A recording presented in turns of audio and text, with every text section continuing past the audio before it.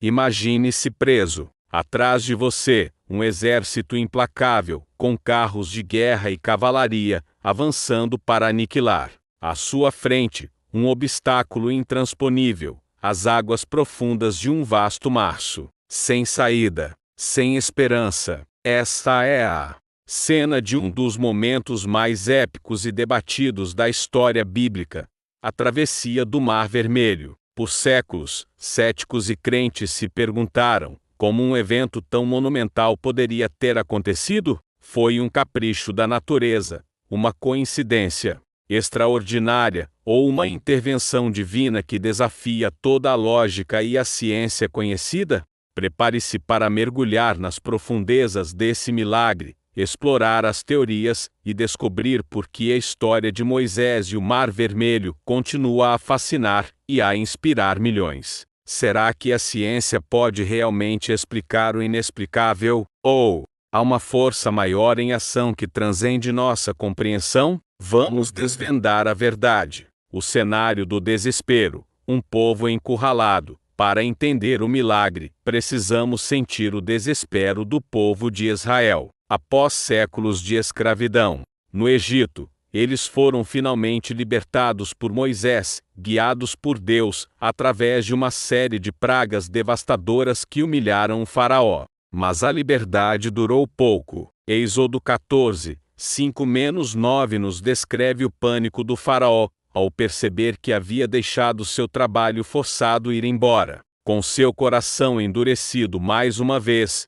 ele reúne o maior e mais poderoso exército da época e parte em perseguição. Enquanto isso, Moisés guia os israelitas, que eram uma multidão de homens, mulheres, crianças e idosos, além de rebanhos inteiros. Ao chegarem à beira do Mar Vermelho, a visão foi aterrorizante. O exército egípcio se aproximava por trás, e a imensidão do mar se estendia à frente. O povo, já exausto e traumatizado pela escravidão, entra em pânico. Seus murmúrios e acusações contra Moisés ecoam pelo deserto. Não havia sepulcros no Egito, para nos tirar de lá, para que morramos neste deserto? Por que nos fizeste isto, tirando-nos do Egito? Não é esta a palavra que te falamos no Egito, dizendo: deixa-nos, que sirvamos aos egípcios? Pois melhor nos fora servir aos egípcios, do que morrermos no deserto. Êxodo 14,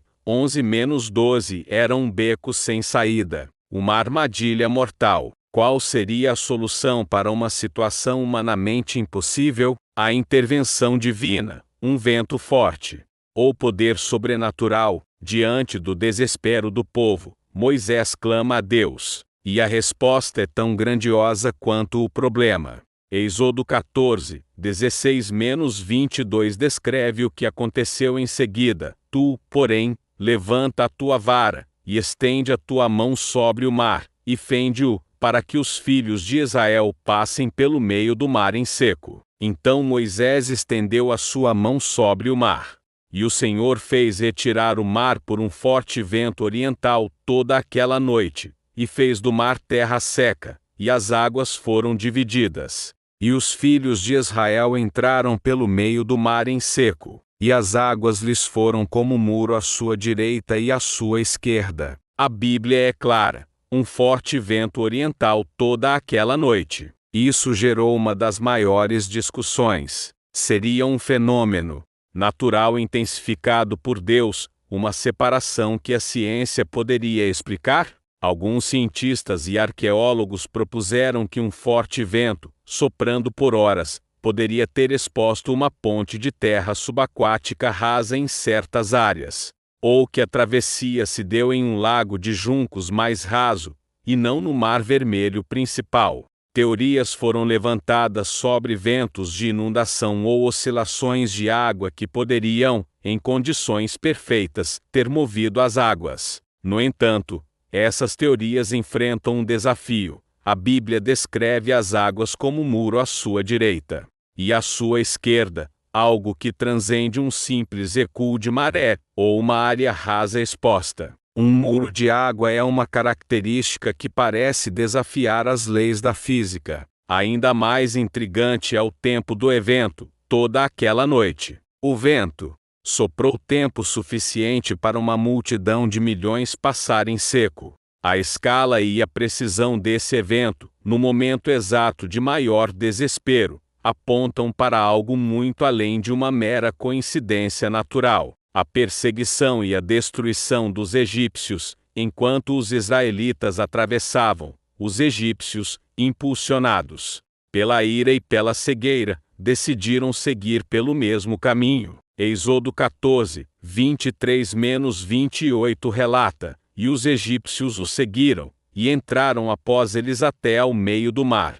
com todos os cavalos de Faraó, os seus carros, e os seus cavaleiros. E aconteceu que, na vigília da manhã, o Senhor olhou para o exército dos egípcios, por entre a coluna de fogo e a nuvem, e alvoroçou o exército dos egípcios, e tirou-lhes as rodas dos seus carros, e dificultosamente os governavam. Então disseram os egípcios: fujamos da face de Israel, porque o Senhor peleja por eles contra os egípcios. E o Senhor disse a Moisés: estende a tua mão sobre o mar, para que as águas tornem sobre os egípcios, sobre os seus carros, e sobre os seus cavaleiros. Então Moisés estendeu a sua mão sobre o mar, e o mar retornou à sua força ao amanhecer.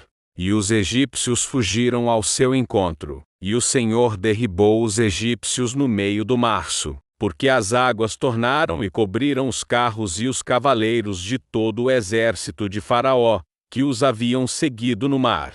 Nem ainda um deles ficou. A destruição não foi acidental. Houve uma intervenção específica. As rodas dos carros foram tiradas, dificultando o avanço. E no momento em que os egípcios perceberam que o Senhor peleja por eles, o comando para Moisés veio. As águas retornaram com força total. O mar que se abriu para a libertação, fechou-se como um túmulo para os opressores. Nenhum único soldado egípcio sobreviveu. O Mar Vermelho não foi apenas uma rota de fuga. Foi um campo de batalha onde a justiça divina se manifestou de forma avassaladora. Essa é a parte do milagre que mais desafia as explicações naturais, a precisão e o timing da volta das águas, no exato momento para aniquilar o inimigo. O legado do milagre, fé, medo e a soberania divina. A travessia do Mar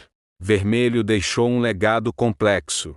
Para os israelitas, foi o ápice da fé e da libertação, um evento que solidificou sua identidade como o povo de Deus. Eles cantaram e celebraram, mas a memória do medo e da destruição também pairava sobre eles. Para o mundo, e para nós hoje, o Mar Vermelho continua a ser um símbolo poderoso. Ele representa a capacidade de Deus de agir de formas que desafiam nossa compreensão, de abrir caminhos onde não há caminhos, e de intervir na história humana, com poder absoluto. A ciência, com seus métodos e sua busca por explicações naturais, pode oferecer insights sobre as condições que poderiam ter tornado um evento como esse fisicamente plausível em alguma medida. Mas o milagre bíblico do Mar Vermelho, com sua precisão, seu propósito e sua dramaticidade, aponta para uma verdade maior,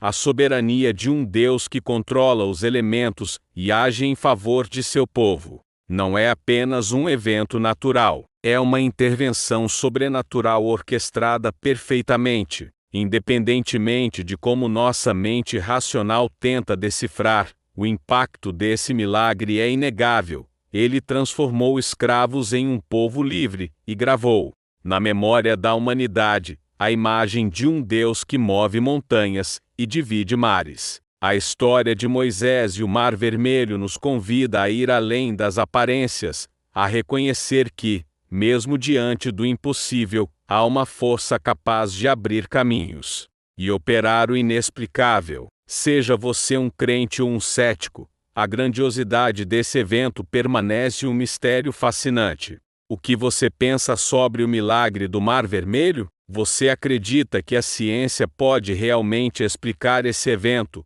ou ele aponta para algo divino? Qual é a sua maior dúvida ou fascínio sobre essa história? Deixe seu comentário abaixo, e vamos continuar essa discussão sobre fé, lógica e o poder do impossível. Se você ficou arrepiado e inspirado por essa exploração, e quer desvendar mais verdades bíblicas que desafiam a mente, inscreva-se no canal para não perder nenhum vídeo intrigante. E, claro, deixe o seu like para que mais pessoas possam se maravilhar com os mistérios das Escrituras.